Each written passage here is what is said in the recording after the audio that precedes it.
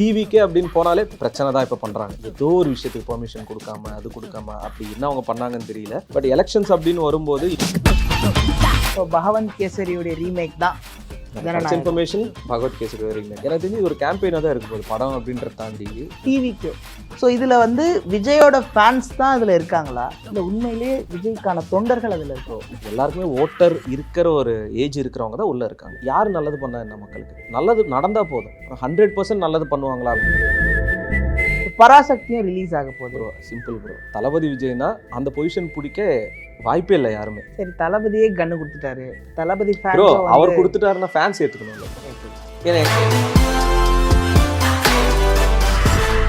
RJ Lokesh நேயர்களுக்கு வணக்கம். எல்லாரும் நல்லா இருக்கீங்க அப்படின்னு சொல்லிட்டு நம்புறேன். எல்லாரும் நல்லா இருக்கணும். இன்னைக்கு தமிழகத்திலையும் சரி இல்ல சினிமா எல்லாத்துலயும் சரி ஹாட்டான டாபிக்கா போயிட்டு இருக்கவர் யாரு அப்படின்னு பாத்தீங்கன்னா தளபதி விஜய்.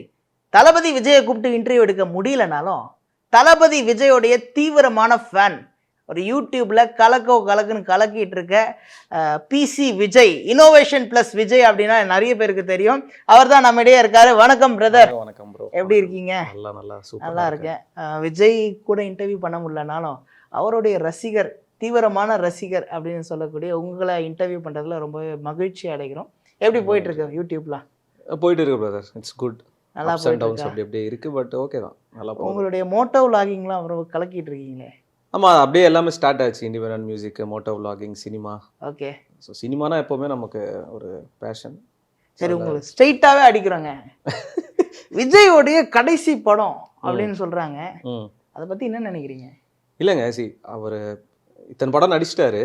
எல்லாரும் அதுலேருந்து தான் ஃபேன் பேஸ் ஸ்டார்ட் ஆச்சு. பட் இப்போ அரசியலுக்குள்ளே வந்ததுக்கப்புறம் அதுக்கு ஒரு ஃபேன் பேஸ் இருக்குது. இப்போ எனக்கு இப்போ டிவிக்கே அப்படின்ற ஒரு விஷயம் ஸ்டார்ட் ஆனதுக்கப்புறம் தான் எனக்கு அரசியல் ரொம்ப கற்றுக்கிட்டேன். இன்னும் நிறைய அவர் பேசுகிற விஷயமா இருக்கட்டும், நிறைய இந்த செக்ஷன் அந்த செக்ஷன். பட் இப்போ கடைசி படம் அப்படின்னா லைக் அதுக்கப்புறம் அவர் எதுவும் பண்ணாமல் போகிறதில்ல. லைக் ஒரு ரியல் ஹீரோவாக மக்களுக்கு நிறைய விஷயங்கள் பிளான் பண்ணியிருக்காரு. சினிமாவில் ஹீரோவா இல்லாமல் ரியல் ஹீரோவாக பண்ணுறப்போ அதை நம்ம என்கரேஜ் தானே பண்ணணும், வேணான்னு சொல்ல முடியாது. பட் ஒரு ஒரு ஒரு தீவிரமான ஃபேனாக இருக்கிறவர் என்னென்னா அட்லீஸ்ட் ஏதாவது ஒரு 3 வருஷத்துக்கு ஒரு படமோ 2 வருஷத்துக்கு ஒரு பண்ணுவாருன்னு நினைக்கிறீங்களா? பண்ணுவாரான்னு தெரியல. தெர் இஸ் நோ கோயிங் பேக்னு சொல்லிட்டாரு. பண்ணால் நல்லா இருக்குன்றது சில பேரோட மைண்ட் செட். பட் என்னை பொறுத்த வரைக்கும் மக்களுக்கு நல்லது பண்ணணுன்றது அதுதான் ஃபர்ஸ்ட் ப்ரையாரிட்டி. பட் நம்ம தளபதி விஜயை தான் சொல்லியிருக்காரு, ஒரு வாட்டி முடிவு பண்ணிட்டேன், என் பேச்சு நானே கேட்க மாட்டேன். ஸோ அது நடக்கலை அப்படின்னா எஸ் இட்ஸ் குட். தமிழ்நாடு மக்களுக்காக ஏதோ பண்ண போறாரு அப்படின்னா படம் முக்கியமா, சினிமா முக்கியமா, அரசியல் முக்கியம், மக்கள் முக்கியமான மக்கள் தான் முக்கியம். மக்கள் தான். ஸோ அது கண்டிப்பாக சப்போர்ட் இருக்கும். ஓகே. ஸோ ஜனநாயகன் என்ன எதிர்பார்ப்பு கொண்டு வந்திருக்கு? இப்போ ஜனநாயகன் அப்படின்றது ரீமேக்ன்றாங்க, நிறைய விஷயம் சொல்கிறாங்க. But anyway it's gonna be a farewell. ஒரு லாஸ்ட் படம் அவருக்கு, தளபதிக்கு. அது இப்போ நம்ம நார்மலாக ஸ்கூல்லாம் படிக்கும்போது +1 +2 படிக்கும்போது ஃபேர்வெல் அப்படின்னு நம்ம இது பண்ணி அப்படியே அழுதுகிட்டே போவோம். இது என்னென்னா அவருக்கு ஒருத்தர் 2 பேர் இல்லை, அவ்வளோ கோடிக்கணக்கான ஃபேன்ஸ் இருக்காங்க. அது ஒரு ஃபேர்வெலாக இருக்க போகுது. விஷுவல் ட்ரீட் தாண்டி படத்தில் இந்த ஸ்டோரியோ இதெல்லாம் பெருசாக யாரும் இப்போ மைண்டில் வச்சுக்கல. அந்த ஒரு மொமெண்ட்டே எல்லாரும் போயிட்டு அவரை பார்த்துட்டு வந்துடணும். ஏன்னா இப்போ ரீசெண்டாக அனிருத் ஒரு சாங் ரிலீஸ் பண்ணியிருந்தார், ஒரு ட்ரிபியூட் மாதிரி. என்னென்ன பண்ணி அழ வைக்க போகிறாங்க தேட்டரில் அப்படின்னே தெரியல. ஸோ இப்போ இந்த ஆடியோ லான்ச்சே எவ்வளோ மெமரபுளாக இருக்க போதுன்னு தெரியல. ஆடியோ லான்ச்சு எங்கே நடக்குது? மலேசியாவில் நடக்குது, கோலாலம்பூரில். மலேசியான்னு சொல்கிறத விட நம்ம தமிழர்கள் இருக்கிற ஒரு ஒரு ஒரு கண்ட்ரி அவ்வளோ மலேசியா அப்படின்றது. ஓகே. ஸோ அந்த ஆடியோ லான்ச்சுக்கு நீங்களும் போக போகிறீங்க அப்படின்னு? ஆமாம், நான் போகிறேன் கண்டிப்பாக. எவ்வளோ எக்ஸைட்மெண்ட்டாக இருக்குது? இல்லை அதுதான் தூக்கமே இல்லை. ஏன்னா இன்னும் நான் போகிறதுக்கு டைம் இருக்குது, ஒரு 2 வீக்ஸ் கிட்ட இருக்குது. அங்கே போய் என்ன பண்ணலாம், ஏது பண்ணலாம், அந்த ஸ்டேடியத்தில் என்ன நடக்க போகுது, அவர் என்ன பேச போகிறாரு, எவ்வளோ மெமரபுளான விஷயங்கள் இருக்கும், அவரோட ஸ்பீச் எப்படி இருக்க போகுது. எப்போவுமே அவர் அந்த ஆடியோ லான்ச்சில் பேசுகிற ஸ்பீச்ன்றது வைரல் ஆகிடும் அரசியலுக்குள்ள வரதுக்கு முன்னாடி.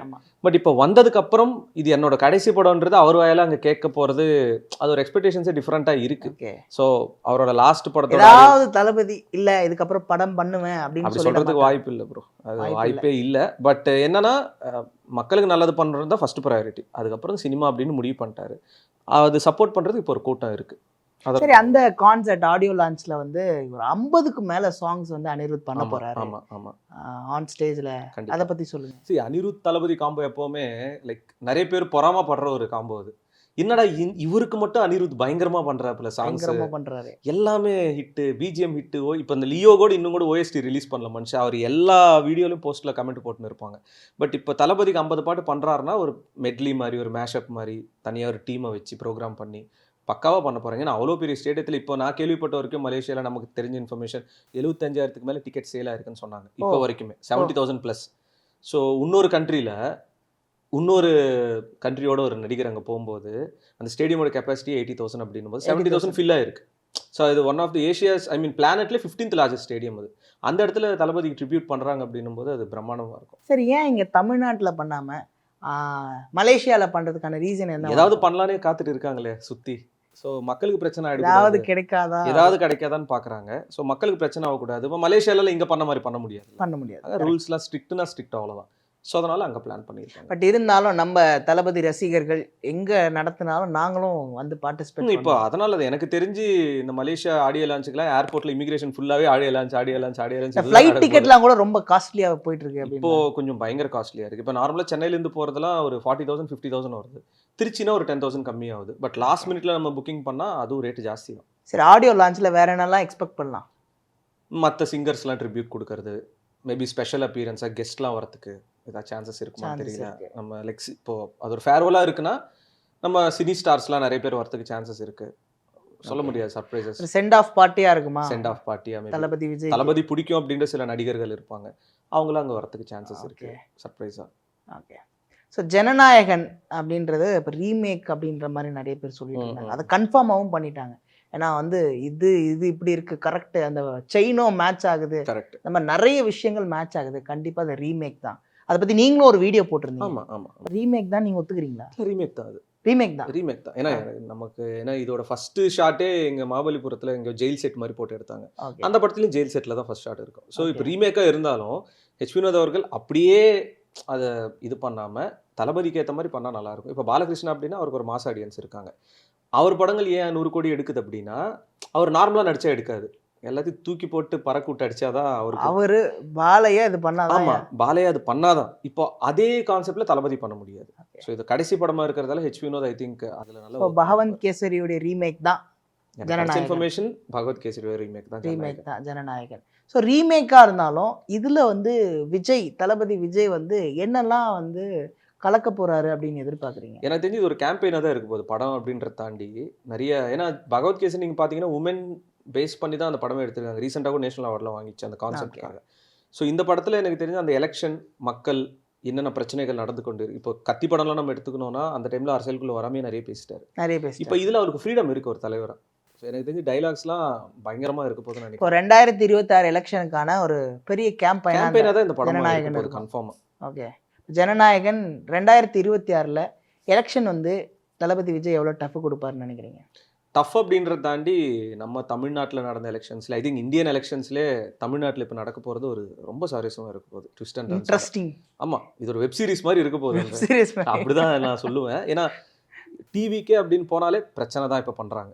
ஏதோ ஒரு விஷயத்துக்கு பெர்மிஷன் கொடுக்காம அது கொடுக்காம அப்படி என்ன அவங்க பண்ணாங்கன்னு தெரியல. பட் எலெக்ஷன்ஸ் அப்படின்னு வரும்போது இன்னும் கிரவுண்ட் ஒர்க் பண்ணி ஏதாவது பண்ணுறதுக்கு வாய்ப்பு இருக்குது. பட் அதுக்கு தளபதி ரெடியாக தான் இருக்காரு. ஸோ பிரச்சனைக்கு தீர்வு கொடுப்பாரா தளபதி? கண்டிப்பாக அந்த நம்பிக்கை இருக்கு. ஓகே, ஒரு ஃபேனா சொல்றீங்களா இல்ல வந்து ஒரு கட்சியில தொண்டனா? கிடையாது. நான் சொன்ன மாதிரி அரசியல்ல எனக்கு புரிதல் இருக்கா அப்படின்னு கேட்டிங்கன்னா ஓகே, நியூஸ்லாம் பார்ப்பேன், பட் ரொம்ப இன்வால்வ் ஆக மாட்டேன்.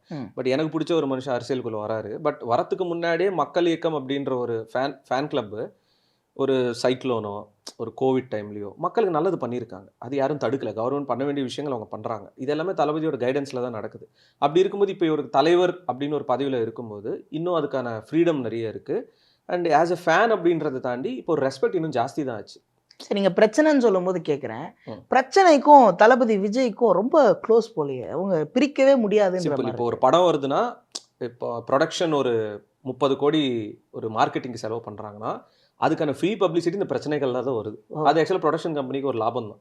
ஒவ்வொரு படத்துக்குமே டைட்டிலுக்கு போடுவாங்க, பாட்டுக்கு போடுவாங்க, அவர் நடந்து வரதுக்கு போடுவாங்க, போஸ்டருக்கு போடுவாங்க. ஆனால் இதே விஷயங்கள் இன்னொருத்தவங்க பண்ணியிருப்பாங்க. பட் இவர் பண்ணால் மட்டும்தான் யூத் கெட்டு போயிடுவாங்க. யார் பண்ணாலும் கெட்டு போக மாட்டாங்க. இவர் பண்றது மட்டும்தான் யூத் கெட்டு போயிடுவாங்க. அதெல்லாம் ஒத்துக்கவே முடியாது. ஏன்னா நிறைய படங்கள் இப்போ டைட்டில் கார்டுல இருந்து அதுக்கப்புறம் மூவி ரிலீஸ் ஆகிற டேட், ஸோ நிறைய விஷயங்கள் அது பிரச்சனை கொடுத்துட்டு தான் இருப்பாங்க. பட் இதுக்கு மேலே நானே பார்த்துக்கிறேன் மாதிரி தான் அவர் இறங்கிட்டாரு. ஸோ எந்த படத்துக்கு ரொம்ப ஹெவியா தலைவா ஆல்மோஸ்ட் 1 மாசம் படத்தை ரிலீஸ் பண்ண விடல, ஓடிடியில் ரிலீஸ் ஆயிடுச்சு. ஐ மீன் ஆன்லைனில் லீக் ஆயிடுச்சு. அதெல்லாம் என்னன்னா பிளான் பண்ணி பண்ண ஒரு விஷயம் அது. பட் அதுக்கப்புறம் ஒவ்வொரு படத்துக்குமே பிரச்சனை. விஜய் நம்ம தளபதி படம் வருது அப்படின்னாவே என்னடா பிரச்சனையே இன்னும் ஸ்டார்ட் ஆகலை, லிரிக்ஸ் என்னன்னுவாங்க, பாட்டு என்னன்னுவாங்க, ஸ்டோரி என்னன்னுவாங்க. பட் இந்த படம் தான் ஜனநாயகன் எனக்கு தெரிஞ்சு பெரிய ப்ராப்ளம்ஸ் எதுவும் இல்லை. ப்ராப்பராக போஸ்ட் பட் ப்ரொடக்ஷன் ரிலீஸ் ஆனதுக்கப்புறம் ஏதாவது ப்ராப்ளம் வரும்னு நினைக்கிறீங்களா? அதுக்கப்புறம் வந்தால் என்ன ப்ரோ பிரச்சனை? எல்லாமே அதில் உண்மை தான் பேச போகிறார் அவர். இப்போ அவர் நடிகர் இல்லைல்ல, தலைவராக மாறிட்டார். ஸோ அதனால் அவருக்கு பேசுறதுக்கு எல்லா ரைட்ஸ் இருக்குது. ஓகே. ஸோ இதில் வந்து நம்ம ஒரு ஒற்றுமை இருக்குது. நீங்களும் அரக்கணும், நானும் அரக்கணும். நீங்களும் இருக்கணும். தளபதி கச்சேரி ரிலீஸ் ஆயிருக்கு, அதில் அறிவு அண்ணா பாடியிருக்காரு, அரக்கணும். அவரும் அரக்கணும். ஸோ இந்த அரக்கோணத்துல இருந்து ஒரு விஜய் ரசிகரா எப்படி ஃபீல் பண்றீங்க? ப்ரோ அப்படி நான் சொல்லலை. இப்போ நான் விஜய் ரசிகராக இருக்கேன் அப்படின்னா எனக்கு சோஷியல் மீடியா கண்டென்ட் பார்த்து எல்லாருக்கும் தெரிஞ்சது விஜய் ப்ரோனா இவர் தளபதி வெறியன் அப்படின்னு சொல்லிட்டு. என்னை விட டைஹார்ட் ஃபேன்ஸ் ஏகப்பட்ட பேர் அரக்கோணத்தில் இருக்காங்க, நிறைய பேர் இருக்காங்க. பட் அப்படி இருக்கும்போது அவங்களால அதை வெளிப்படுத்த முடியும், அவங்களுக்கு ஒரு பிளாட்ஃபார்ம் இல்லை. பட் நம்ம இந்த சேனல் ஸ்டார்ட் பண்ணதுலேருந்து கொஞ்சம் கொஞ்சமாக moto vlogs, independent songs, but எல்லாத்துலையும் அந்த தளபதி ரெசம்பிள் இருக்கும். ஒரு 3 பாட்டு அவருக்கு நான் பண்ணியிருக்கேன். ஸோ இதெல்லாம் பார்க்கும்போது அரக்கோணத்தில் தளபதி ரசிகர்கள் என்னை விட பயங்கரமாக இருக்காங்க. பட் அவரை ரெப்ரசென்ட் பண்ணி நம்ம வீடியோ ஸ்டார்ட் பண்ணது எனக்கு பெருமை தான். கட்சியை பற்றின இன்னொரு விஷயம் டிவிகே. ஸோ இதில் வந்து விஜயோட ஃபேன்ஸ் தான் இதில் இருக்காங்களா, இல்லை உண்மையிலேயே விஜய்க்கான தொண்டர்கள் அதில் இருக்காங்க? இப்போ என்னன்னா இந்த கட்சியை ஸ்டார்ட் பண்ணப்போ இந்த மெம்பர்ஷிப் இதுவே பயங்கர ரெக்கார்ட் பண்ணிச்சு. எத்தனையோ லட்சம் பேர் ஒரே நாளில் சர்வர்லாம் கிராஷ் பண்ணி பண்ணாங்க. எல்லாருக்குமே ஓட்டர் இருக்கிற ஒரு ஏஜ் இருக்கிறவங்க தான் உள்ளே இருக்காங்க. இப்போ ஒரு ஜென்சி அப்படின்றத தாண்டி யூத் இருக்காங்க. அவங்க தான் தளபதியை வாழ வச்சது, தளபதி விஜய் அப்படின்ற ஒருத்தர், அந்த மாசான ஆடியன்ஸ். அப்படி இருக்கும்போது இப்போ எங்கள் வீட்டில் எங்கள் அம்மா இருக்காங்க, எங்கள் அப்பா இருக்காங்கன்னா இல்லைம்மா நீங்கள் இவருக்கு தான் ஓட்டு போடணும் அப்படின்னு என்னால் சொல்ல முடியாது. இப்போ என்னை பொறுத்த வரைக்கும் அரசியல் அப்படின்னா யார் நல்லது பண்ணா என்ன, மக்களுக்கு நல்லது நடந்தால் போதும். 100% நல்லது பண்ணுவாங்களா அப்படின்னா எல்லாராலையும் பண்ண முடியும்னு எனக்கு தெரியல. அப்படிப்பட்ட தலைவர் ஒருத்தருங்க வராங்க அப்படின்னா மக்களுக்கு நம்பிக்கை வந்துச்சுன்னா டிவிக்கே நிற்கும், கண்டிப்பாக நிற்கும். ஒரு விஜய் தளபதி விஜய் கடந்த காலத்தை கொஞ்சம் பார்க்கும்போது ஸ்டார்டிங்கில் வந்து இந்த மூஞ்செல்லாம் வந்து காசு கொடுத்து பார்க்கணுமா, எல்லாருக்கும் தெரிஞ்ச விஷயம். பட் வந்து இவர் கடந்து வந்த பாதை அப்படின்றது எவ்வளோ உங்களுக்கு இன்ஸ்பிரேஷனாக இருக்குது ப்ரோ? அதான் சொல்கிறேன், ஃபெயிலியர்ஸ் இருக்குது, ஃப்ளாப்ஸ் இருக்குது. இப்போது தளபதின்னு இல்லாமல் இன்னொரு நடிகரோட படம் ஃப்ளாப் ஆகிடுச்சுன்னா ஒரு வாரம் பேசி விட்டுருவாங்க. இப்போது தளபதியாக இருக்கட்டும், நம்ம அஜித் சாராக இருக்கட்டும், கமல் சார், ரஜினி சார், இவங்களோட படங்கள்லாம் ஃப்ளாப் ஆயிடுச்சுன்னா அதுக்கப்புறம் ஒரு 5 படம் ஹிட்டு கொடுத்தாலும் ஃப்ளாப்பை பற்றி தான் பேசுவாங்க, காலம் ஃபுல்லாக அதே தான் பேசுவாங்க. அப்படி பார்க்கும்போது தளபதிக்கு ஒரு படத்துக்கு பிரச்சனையும் வரும், ஃப்ளாப்பும் ஆகும், அட்டர் ஃப்ளாப்பும் ஆகும். பட் இது எல்லாத்தையும் தாங்கிட்டு சைலண்ட்டாக இருக்காப்புல. இப்போ 2 படம் ஃப்ளாப் ஆகிடுச்சுன்னா அடுத்த 3 படம் பாக்ஸ் ஆஃபீஸில் கலெக்ஷன் வருது, அது அவர்கிட்ட ஒரு ப்ளஸ். பட் அவர் அந்த கடந்து வந்த பாதை அப்படின்றது என்னதான் அவங்க டேடி ப்ரொடியூசராக இருந்தாலும் டேலண்ட் இல்லாமல் வர முடியாது. இப்போது எங்கள் அப்பா ப்ரொடியூசர்னா நான் ஒரு படம் நடிக்கிறேன்னா ஃபேன்ஸ் வந்து நிற்க மாட்டாங்க செல்ஃபின்னு, உழைக்கணும், அதுக்குன்னு அவங்க மனசில் இடம் பிடிக்கும். அது பஞ்சுவல் டைமிங். இப்போது நம்ம இப்போ இந்த ஷூட்டு எப்போ டைம் பிளான் பண்ணோம், பட் லேட்டாக தானே வந்தோம். அவரெல்லாம் அப்படி இல்லை, அங்கே எத்தனை பேர் ஜூனியர் ஆர்டிஸ்ட் வந்தாலும் அந்த டைமுக்கு போய் உட்கார்றாரு. அதுதான் அவரோட ஸ்டார்டம். ஆக்சுவலாக அத்தனை பேருக்கு பிடிக்கிறதுக்கு ரீசன் அதுதான், தளபதி வச்சு படம் பண்ணணும். சரி, ஒரு குயிக்கான ரேபிட் ஃபயர் கொஸ்டின் மாதிரி ஒரு குயிக்கான கொஸ்டின்ஸ். ஒரு 5 சீன்ஸ் தளபதியினுடைய ஐகானிக் சீன்ஸ், இதெல்லாம் அடிச்சுக்கவே முடியாது தளபதி. துப்பாக்கியோட 12 men சீனு, ஓகே, கத்தி கிளைமேக்ஸு, மாஸ்டர் இன்ட்ரோ, அதுக்கப்புறம் நண்பனில் சிரிக்கிற சீனு, அது எனக்கு ரொம்ப பிடிக்கும். ஏன்னா நண்பன் தான் ஆக்சுவலாக தளபதிக்கு வெறியனான காரணம். அந்த ஃப்ரெண்ட்ஸ் படம் தான், சாரி நண்பன் என்ற ஃப்ரெண்ட்ஸ் நம்ம நேசமணி படம். அதுதான் நான் ஃபர்ஸ்ட் தியேட்டர் எக்ஸ்பீரியன்ஸ் பண்ணது தளபதியோட. யாரு அந்த வடிவேல் வந்து அந்த இதெல்லாம் ஒரு ஐகானிக்கான ஒரு சீன், நான் ஸ்டாப்பா சிரிச்சு. அதுக்கப்புறம் நம்ம சிம்ரன் மேம் கலெக்டரா இருப்பாங்க, பஸ்ல பாடிட்டே போவாரு. இதெல்லாம் எனக்கு என்னன்னா தளபதி விஜய் அப்படின்னா மைண்ட்ல வர சீன்ஸ் டக்குன்னு வந்துட்டு போகும் எனக்கு.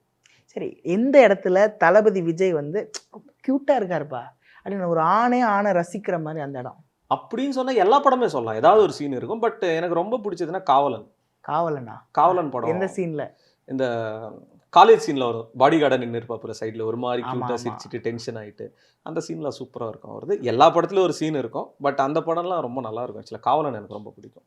சரி, இந்த இடத்துல கொஞ்சம் விஜய் கொஞ்சம் ரொம்ப தான் நடிச்சிருக்காரு, கொஞ்சம் நார்மலாக பண்ணியிருக்கலாம் அப்படின்னு பார்த்தா படங்கள் என்ன சொல்லலாம், ஐ மீன் ஓவரா நடிச்சிருக்காரோ, ரொம்ப பண்ணிட்டாரு அப்படின்னா வி கேன் சே சுறால சில சீன்ஸ்லாம் அது என்ன டைரக்டரோட இப்படிதான் பண்ணணும்னா அப்படி பண்றாங்க.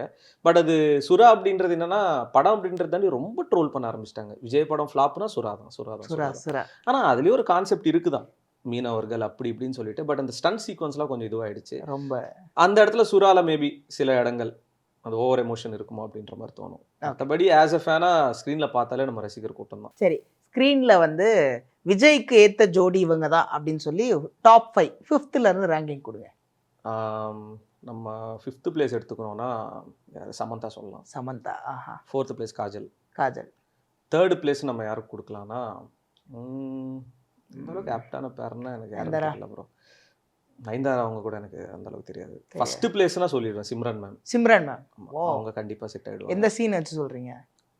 ஓல்டு மூவிஸ் தான் நான் சொல்றேன். ஓல்டு மூவிஸ் எல்லாமே ஓல்டு மூவிஸ் தான். இப்போ லேட்டஸ்ட் அப்படின்னா சமந்தா காஜல் இவங்க 2 பேர் எனக்கு தெரிஞ்சு. ஜோ இல்ல எனக்கு என்னன்னா அந்த ஸ்க்ரீன்ல பார்க்கும்போது நான் சொல்றேன் மேபி ஜோதிகா அவங்க நம்ம ஒரு 3rd பிளேஸ்ல வைக்கலாம்னு வச்சுங்களேன். பட் வேற யாரும் என்னால வைக்க முடியாது. ஃபர்ஸ்ட் சிம்ரன் தான். First Simran ma'am. ஓகே. அதுக்கு வேற ஏதாச்சும் iconic scene with Simran Thalapathy விஜயோட? Iconic scene dance already Boopathi. அது எவ்வளோ ஹிட் அந்த பாட்டு. சிம்ரன் மேம் தளபதி அந்த காம்போல 2 பேரும் மாத்தி மாத்தி போட்டியா டான்ஸ் ஆடுவாங்க. அதெல்லாம் ஒரு எவர்கிரீன் மூவிஸ். டான்ஸ்னு சொன்ன உடனே நிறைய ஸ்டெப் இல்லை, பட் விஜய் அப்படின்னாலே ஒரு one of the super dancer in Tamil industry அப்படின்னே நம்ம சொல்லலாம். ஸோ இந்த ஸ்டெப்பு உண்மையிலேயே அப்பா தளபதி என்னம்மா ஆடி இருக்காரியா அப்படின்னா எந்த டான்ஸ் சொல்லுவீங்க? இந்த குருவியில இன்ட்ரோ சாங் டண்டானா டர்னா. டண்டானா டர்னா அதெல்லாம் செம்ம எஃபர்ட்லெஸ்ஸாக ஆடுவார் அந்த பாட்டுலாம். அந்த குருவி நல்லா இருக்கும். அழகிய தமிழ் மகன்ல அந்த அந்த ஏரம்மன் சாங் இருக்கும்ல, உன்னால் முடியும். உன்னால் முடியும். அதுலேயும் செம்ம எஃபர்ட்லெஸ்ஸாக ஆடுவார். இப்போ ரீசெண்ட் டைம்ஸ்லேயும் அந்த நமக்கு வாரிசு வந்துச்சு. அதில் ஒரு மியூசிக் ஒன்று வரும், ஒரு ஃபங்க்ஷன், வெறும் ஃப்ளூட் மியூசிக் மட்டும் இருக்கும். அதில் சூப்பராக ஆடி இருப்பார். ஓகே. தளபதியினுடைய இன்ட்ரோ பிஜிஎம்னா எது டாப் நாச்சுன்னா ஒன்னே ஒன்று சொல்லுங்க. கத்தி. கத்தி அதுதான். இல்லை அது அப்படியே செட் ஆயிடுச்சு. கத்தி பிஜிஎம் மாதிரி வருமாடா அந்த மாதிரி ஆயிடுச்சு. அனிருத்தை போய் கேளுங்க. இல்லை அதான் சொல்கிறேன், அனிருத் தளபதினா நிறைய பேர் பொறாமப்படுவாங்க. என்னப்பா இவர் தளபதினா மட்டும் பங்கமா பண்றாரு, மிச்சவங்களுக்கு 4 பாட்டுனா ஒரு 2 பாட்டு தான் ஹிட் ஆகுது, தளபதி படம்னா எல்லாமே ஹிட். அதான் வாய்ப்பு கொடுக்காமே பண்ணிட்டீங்களா அனிருத்துக்கு? அடுத்த வாட்டி சான்ஸ் கிடையாது. ஜனநாயகன் அவர் தானே பண்றது, ஒரு ஃபேர்வெலுக்கு அவர் தான் பண்றாரு. தளபதி கச்சேரி எப்படி இருக்கு? எனக்கு பிடிச்சிருக்கு ப்ரோ. ஃபர்ஸ்ட் டைம் கேட்கும்போது இட்ஸ் நாட் லைக் நாரடி தான் அந்த அளவுக்கு இல்லை, பட் கேட்க கேட்க அதுல இருக்க வரிகள் புரிஞ்சதுக்கு அப்புறம் பயங்கரமான சாங். ஆனா அறிவு ப்ரோ எழுதியிருக்காரு, லிரிக்ஸ்லாம் சூப்பரா பண்ணியிருக்காரு. தங்கமே தளபதி அப்படின்னு அறிவனை கொஞ்சிருக்காரு. பிளாஸ்ட் அவர் தானே இப்போ ரீசெண்டாக கட்சி பாடல அவர் தானே எழுதுறாரு. ஸோ செம்மையா பண்ணியிருக்காரு. அது தெரியல விஷுவல்ஸ் எப்படி இருக்க போகுதுன்னு, டான்ஸ்ல எப்படி இருக்க போகுதுன்னு. ஏன்னா லாஸ்ட் ஏதோ 1 minute கண்டினியூஸ் டான்ஸ்லாம் சொல்லியிருக்காங்க. அப்படியா? ஓகே. ஸோ நிறைய எக்ஸ்பெக்ட் பண்ணுறீங்க அந்த தளபதி கச்சேரியிலே? நிறைய எக்ஸ்பெக்டேஷன்ஸ் இருக்கு. ஓகே. ஸோ இதில் வந்து ஏதாவது ஒரு விஷயங்களுக்கு ஏதாவது லீக் பண்ண முடியுமா? அந்த ஆடியோ லான்ச்சில் ஏதாவது நடக்க போகுது அப்படின்ற மாதிரி? எதுவும் நடக்க போகிறது இல்லை ப்ரோ. நம்ம ஊர் கிடையாது அங்கே. பிளான்னா பிளான், டைம் டைம். அங்கே ஃப்ரெண்ட்ஸ் இருக்காங்க நம்ம மலேசியாவில், நம்ம சப்ஸ்கிரைபர்ஸ்லாம். நான் ஃபோன் பண்ணி கேட்டேன். அதில் சில பேர் அந்த ஃபேன்ஸ் கிளப்லலாம் இருக்காங்க. அதான் சொல்கிறாங்க ப்ரிப்பரேஷன்லாம். ஏன்னா ரீசெண்டாக ரஹ்மான் சார் கான்செர்ட் நடந்ததான். ஓகே. டைமிங்னா டைமிங், இதான் என்ட்ரினா இதான் என்ட்ரி. ஸோ ட்ரெஸ் பாசிங்கோ எதுவுமே நடக்க முடியாது. ரெண்டாவது அங்கே என்ன அவங்க ஸ்கெட்யூல் பிளான் பண்ணியிருக்காங்களோ அதுபடி தான் போகும். ஏன்னா ஃபர்ஸ்ட் என்ன டவுட் இருந்துச்சுன்னா, இவங்க அந்த மாலிக் ஸ்ட்ரீம்ஸ் அவங்க தான் டிக்கெட் சேல் பண்ணுறது. தளபதி வராரா இல்லையா அப்படின்றதே அவங்க டிஸ்க்ளோஸ் பண்ணல. அது சொல்லாமையே டிக்கெட்ஸ் சொன்னாங்க. நிறைய பேர் கமெண்ட் போட ஆரம்பிச்சிட்டாங்க, தளபதியே வரலன்னா நான் அங்கேயே வரணும். அதுக்கப்புறம் அவங்களே ஒரு போஸ்ட் போட்டாங்க, தளபதி விஜய் இஸ் கம்மிங் அப்படின்னு சொல்லி. ஸோ அதில் எந்த ஏமாற்றம் இல்லாமல் இருந்தால் பராசக்தியும் ரிலீஸ் ஆக போகுது ப்ரோ. Simple bro. தளபதி விஜய்னா அந்த பொசிஷன் பிடிக்க வாய்ப்பே இல்லை யாருமே. என்னதான் கன்னு கொடுத்தாலும், அருவா கொடுத்தாலும், பொண்ணு அருவா கொடுத்தாலும். சிவகார்த்திகேயன் ப்ரோ பற்றி பேசணும்னா ஹார்ட் ஒர்க். அவருக்கு ஒரு ஃபேன் பேஸ் இருக்காங்க, அவருக்கும் கலெக்ஷன்ஸ் வருது, எல்லாமே ஓகே. பட் கன்னு கொடுத்துட்டாருன்னு அடுத்து தளபதி அவருன்னு சொல்றது ஓப்பனாக சொல்லணும்னா ஏற்றுக்க முடியாது. அது எத்தனை பேர் வந்தாலும் அவர் படமே இனிமேல் நடிக்கலனாலும் தளபதி அவர் சொல்லிட்டாரு நடிக்க மாட்டேன். அந்த பொசிஷனுக்கு யாரும் வரணும், அவள் தான் வரவே கூடாது. அந்த இடத்துல அவர் மட்டும்தான். சரி, தளபதியே கன்னு கொடுத்துட்டாரு, தளபதி அவர் கொடுத்துட்டாருன்னா ஃபேன்ஸ் ஏற்றுக்கணும்ல ப்ரோ. ஏற்றுக்கணும். ஏன்னா எங்களால் இப்போ தளபதி விஜய்னா அவர் தான் பார்க்க முடியுது. இப்போ சிவகார்த்திகேயன் ஒரு ஃபேன்ஸ் இருக்காங்க, தனுஷ் சாருக்கு ஒரு ஃபேன்ஸ் இருக்காங்க, சிம்பு அவங்க ஃபேன்ஸோட போயிட்டுமே. சரி, இப்போ தளபதியுடைய ரசிகர்களுக்கு, இப்போ தளபதி சினிமாவில் இப்போ இதுதான் கடைசி படம் அப்படின்னு முடிவாயிடுச்சு, தளபதியுடைய ரசிகர்களுக்கு அடுத்த கட்டம் என்னவா இருக்கும்? அரசியல் ஃபுல் ஃப்ளெஜ்டு புக்ஸ் வச்சு படிக்க ஆரம்பிச்சிடும். இதுதான் நடக்கும். நான் தான் சொல்கிறேன்ல ப்ரோ, அரசியல்னா ஒன்றுமே தெரியாதவங்க கூட இந்த செக்ஷன் பேசுகிறாங்க, அந்த தொகுதின்றாங்க, இதுன்றாங்க, அவங்களுக்குலாம் ஒன்றுமே தெரியல அரசியல்னா. இப்போ இவர் வந்ததுக்கப்புறம் அந்த அரசியலை படிக்க ஆரம்பிச்சிட்டாங்க. இந்த காந்தி தளபதி தான் காரணம். ஆப்வியஸ்லி அவர் என்ன அந்த ஜென்ரேஷன் இப்போ வேற மாதிரி மாத்துறாரு அவரோட ஃபேன்ஸை. இப்போ ஃபேமிலிஸும் அதில் இன்க்ளூட் ஆகுறாங்க. ரசிகர்களுக்கு அரசியலை கடத்துறாரு அப்படின்ற. ரசிகர்கள் இப்போ என்னன்னா அரசியல் கற்றுக்குறாங்க. நல்ல அரசியல்னா என்ன, நம்ம ஊரில் என்ன தப்பு நடக்குது, எங்கெங்கே ரோடு போடல, எங்கெங்கே ஊழல் நடக்குது, இதெல்லாம் ஃபஸ்ட்டு யாருக்குமே தெரியாது. இப்போ தளபதி வந்ததால் எல்லாமே ஐடி விங் ஆகிட்டாங்க. தலைவா இந்த இடத்துல பிரச்சனை, அந்த இடத்துல பிரச்சனை போட்டு தள்ளுறாங்க. ஐடி விங்கன்னா மற்ற கட்சியிலலாம் ஐடி விங் இருக்கு, டிவிக்கேன்றது ஐடி விங் தான் கட்சியாவே இருக்கு. ஐடி விங் தான். எந்த தப்பு பண்ணாலும் அது ஒரு தனி FBI ரேஞ்சில். இந்த சோஷியல் மீடியால ஏதாவது ட்ரெண்ட் பண்ணோம்னா ஹேஷ்டாக் டிவிகே, இல்லை டிவிகேவை டச் பண்ண ட்ரெண்ட் ஆயிடலாம் அப்படின்ற ஒரு மாதிரி போயிட்டு இருக்கேன். அப்படி நான் ஒன்றும் பார்க்கல ப்ரோ. அப்படி நான் பெருசாக எதுவும் பார்க்கல. பட் என்னன்னா அரசியல் ரீதியான சில காமெடிஸ்லாம் பார்த்துருக்கேன். பட் டிவிகேவை எத்தனை பேர் அது மார்க் பண்ணாலும் அதை கண்டுபிடிச்சிடுறாங்க. நம்ம விர்ச்சுவல் வாரியர்ஸ் அப்படின்றது ஒரு தனியாக ஒரு டீமே இருக்கு போல, அசால்ட்டாக கண்டுபிடிச்சி வெளிப்படையாக சொல்லிடுறாங்க. தமிழக வெற்றி கழகத்துல இன்னோவேஷன் ப்ளஸ் விஜய்க்கு ஒரு முக்கிய பொறுப்பு மாநில அளவில் கொடுத்துருக்காங்கன்னு சொல்றாங்க. அப்படியா ப்ரோ? கேள்விப்பட்டோம். சொன்னா வானத்து குதிப்பேன் ப்ரோ நான். பட் என்னன்னா அதெல்லாம் எதிர்பார்க்கல நான். அவர் ஏதாவது சொல்றாருன்னா அதை ஃபாலோ பண்ணுவோம், அவ்வளோதான். இந்த பதவி பொறுப்பு இதெல்லாம் என்னன்னா அதுக்கான ஆட்கள் இருக்காங்க, எக்ஸ்பீரியன்ஸ்டான பர்சன்ஸ் இருக்காங்க, அவங்களுக்கு கொடுத்தாதான் அதெல்லாம் நல்லது. நமக்கு உள்ள ஒரு மெம்பராக கூப்பிடுறாங்க, ஒரு மெம்பராக நம்ம உள்ள இருக்கோம்னா நீங்கள் என்ன வேல்யூ அதை பண்ணுறதுக்கு நான் ரெடி. கொடுத்தா என்ன பண்ணுவீங்க? அதுக்கு அதை சொல்கிறோம் ப்ரோ. அவரோட வழியில் என்ன சொல்கிறாரோ அது 3 மடங்கு அதிகமாக உழைக்கலாம் நம்ம மக்களுக்காக. அதான் சொல்கிறேன்ல, ரசிகர்னா இருந்த நான் இப்போ ஒரு ப்ராப்பரான ரியாலிட்டியில் இறங்கி பண்ணலாம். ஓகே, அப்போது இருக்கு ஐடியா இருக்கு, ஆசையாக இருக்கு. நம்ம சோஷியல் மீடியா எதுக்கோ யூஸ் பண்ணுறோம், இதுக்கு கம்ப்ளீட்டாக யூஸ் பண்ணுவோம் நான். ஓகே, ஸோ மற்ற கட்சியிலேருந்துலாம் கூட உங்களுக்கு அப்ரோச் வந்துச்சுன்னு ஒரு வீடியோ போட்டிருந்தீங்களே? அப்ரோச் இல்லை ப்ரோ, அது இப்போது ஆன்லைன் கேம்பெயின்ஸ் ரன் பண்ணுறாங்கல்ல, ப்ராடக்ட்ஸுக்கெலாம் ப்ரொமோஷன் மாதிரி, கட்சிக்கு ப்ரொமோஷன்ஸு. அங்கே இங்கே சுற்றி எனக்கே ஒரு நாள் கால் வந்தது, இவ்வளோ பேமெண்ட் தரோம் அவ்வளோ பேமெண்ட்னாங்க. நான் சொன்னேன் இல்லைங்க அதெல்லாம் நான் பண்ணுறது இல்லை, மற்ற பிராண்ட் ப்ரொமோஷன்ஸ்லாம் ஓகே, இதெல்லாம் நமக்கு ஐடியா கிடையாது அப்படின்னு சொல்லி. ஓகே, ஸோ தளபதி கூட வில்லனா வந்து விஜய் சேதுபதி படம் பண்ணியிருந்தார். ஸோ அந்த காம்போ எப்படி இருந்தது? சூப்பராக இருந்துச்சு ப்ரோ, பயங்கரமாக இருந்துச்சு. 2 பேர் என்ன சொல்கிறதுனா நானும் நீயும் அந்த ரேஞ்சில் அப்படின்ற மாதிரி 2 பேரும் நடிச்சிருப்பாங்க. விஜய் சேதுபதி ஆல்வேஸ் ஆக்டிங்கில் வேறு லெவல், தளபதி அது டிஃப்ரெண்ட்டான ஒரு ஆட்டிடியூடில் இருந்தார் அந்த படத்தில், மாஸ்டரில். சூப்பரான காம்போ அது. ஆனால் வில்லன்னா யார்? தளபதிக்கு இவர் தான், ஆனால் ஆப்டான வில்லன்னா தளபதிக்கு வில்லன் அப்படின்னா ஐயோ பேர் ஞாபகம் வர மாட்டேன். இந்த படத்தில் இருப்பார் துப்பாக்கி, வித்யுத் அவர் தான் செம்ம வில்லன் தளபதிக்கு. பிரகாஷ் ராஜ் அது ஃபர்ஸ்ட்ல வச்சுக்கலாம், இவர் செகண்ட்ல வச்சுக்கலாம். டக்குன்னு ஞாபகம் வரல. யூனிவர்ஸ்ல வந்து அடுத்து விஜய் படமே இருக்காது போல, லோக்கி யூனிவர்ஸ். அப்படிதான் எனக்கு நான் இன்னொன்று என்ன கேள்விப்பட்டேன்னா, லைக் லியோ எடுக்கும்போதே லியோ 2க்கான ஷூட் முடிச்சிட்டாங்க, பிளானோட இருக்காரு லோகேஷன். பட் இப்போ அவரே ஹீரோ ஆயிட்டார் லோகேஷ். சரி, லோக்கி ஹீரோ ஆயிட்டாரு, அப்புறம் வந்து இப்போ டைரக்ஷன்ல கான்சென்ட்ரேட் பண்ணுவார் ப்ரோ. இப்போ ஹீரோவாக வந்துட்டு இன்கேஸ் அது பெருசாக எக்ஸ்பெக்டேஷன்ஸ் பெருசாக வரல, ஆப்வியஸ்லி டைரக்ஷன் திருப்பி இங்கே வரணும் அப்படின்ற மாதிரி டைரக்ஷன். ஓகே, ஸோ தளபதி வந்து ஏதாவது ப்ரொடக்ஷன் ஸ்டார்ட் பண்ணுவார், அதுக்கு அடுத்து ப்ரொடக்ஷன் ஹவுஸ்? வாய்ப்பு இல்லை ப்ரோ. அவர் சன் இப்போ ப்ராப்பராக சினிமா படிச்சுட்டு படம் எடுக்கிறார். ஃபர்ஸ்ட் மூவி லைக்கால அவர் ரூட்டு டைரக்ஷன் பண்ணிட்டு இருக்கார் ஃபர்ஸ்ட் மூவி. ப்ரொடக்ஷனில் வாய்ப்பு இல்லை ப்ரோ, எனக்கு தெரிஞ்சு பண்ண மாட்டார். ஸோ விஜயோடைய வாரிசு சினிமா துறையில் வந்திருக்காங்க. ஸோ இவருடைய தாக்கம் அதில் இருக்குமா? அது எப்படி ப்ரோ? இப்போ என்னன்னா ஒன்றுமே தெரியாமல் சினிமாக்குள்ளே வருது வேறு. இப்போ எங்கள் அப்பா சினிமாவில் இருக்காருன்னா நான் கேட்டு எனக்கு அந்த இன்ட்ரெஸ்ட் இருக்குன்னா நான் போகலாம். பட் அங்கே போயிட்டு என் திறமையை காட்டினா தான் வளர முடியும். இப்போ இந்த நெப்போட்டிசம்னு சொல்கிறாங்கல்ல, நெப்போட்டிசம் எங்கே பிரச்சனை வருதுன்னா, யாரோட பையனே தெரியாமல் மூடி மறைச்சிட்டு சோஷியல் மீடியாவில் இருக்கிறது தான் தப்பு. நெப்போட்டிசம் இது ரீசெண்டாக நடந்தது. ஏன்னா இவர் யாரோட பையனே தெரியாது, எந்த இன்டர்வியூஸில் அதை பற்றி பேசவே இல்லை. அது எவ்வளோ பெரிய சேனல்ஸ் கூப்பிட்டாலும் ஒரு கட்டத்துக்கு மேலே அது ரிவீலே பண்ணாங்க. தட்ஸ் கால் நெப்போட்டிசம் தான் நான் சொல்லுவேன். டேலண்ட் இருக்குது அப்படின்னா அது நெப்போ கிட்ட இருந்தாலும் டேலண்ட் இருந்தால் மட்டும்தான் வர முடியும். இப்போ தளபதியோட சன் பார்த்தீங்கன்னா அவர் படிச்சிருக்காரு, சினிமான்றது படிச்சுட்டு ப்ராப்பராக ஒரு ப்ரொடக்ஷனில் பண்ணுறாரு. அது காலம் தான் டிசைட் பண்ணும் அவர் அதில் சஸ்டெயின் பண்ண முடியுமா முடியாதுன்னு. ஏகே வந்து ரேசிங்கில் கான்சென்ட்ரேட் பண்ணிட்டு இருக்காரு. ஓகே, ஸோ அடுத்து சினிமாவில் யாரு தாங்க ஃபியூச்சர் என்னதாங்க அப்படின்னா அது மக்கள் தான் டிசைட் பண்ணணும். இப்போலாம் அதான் சொல்கிறேன், மக்கள் ரொம்ப தெளிவாயிட்டாங்க. படத்தில் கண்டென்ட் இல்லைன்னா வந்து வெளியே வந்துடுறாங்க. இப்போ ரிவ்யூவர்ஸ் இதை தாண்டி பப்ளிக் ரிவ்யூ பேசுகிறாங்கல்ல, ஆமாம், அவங்களாம் பயங்கரமாக பேசுகிறாங்க. ஸோ அவங்களுக்கு தெரிஞ்சிருச்சு அடுத்தது யாருன்னு. ஒரு இப்போ தான் இன்ட்ரடியூஸ் ஆகிற ஒரு ஆக்டராக இருந்தாலும் ஸ்டோரி நல்லா இருக்குன்னா ஈஸியாக ஹிட் ஆகுது, தமிழ்லேயும் சரி மலையாளத்துலேயும் சரி. இப்போ அடுத்தது யார் இந்த பொசிஷன் எடுக்க போகிறாங்க அப்படின்னா அதுக்கான உழைக்கணும், அது யாராக இருந்தாலும். பட் இருந்தாலும் அந்த கமர்ஷியல் ஹீரோஸ் இப்போ ரஜினி, கமல், விஜய், அஜித் அந்த மாதிரி வந்து கமர்ஷியல் ஹீரோஸ் யாருமே இல்லை இப்போதைக்கு. எனக்கு தெரிஞ்சு யாரும் இல்லை. விக்ரம் சார் அவர் நினச்சா பண்ணலாம், பட் அவர்லாம் வேறு மாதிரி. சிம்பு அவர்களாக இருக்கட்டும், தனுஷ் அவர்களாக இருக்கட்டும், they are not like into complete commercial heroes கிடையாது.